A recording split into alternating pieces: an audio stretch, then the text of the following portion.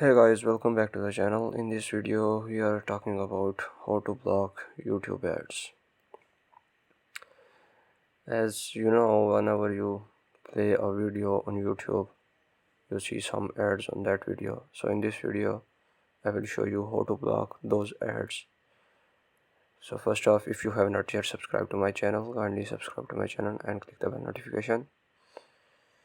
Let's talk about how to block those ads. So first we will go to Chrome Web Store and we will write here ad block for YouTube,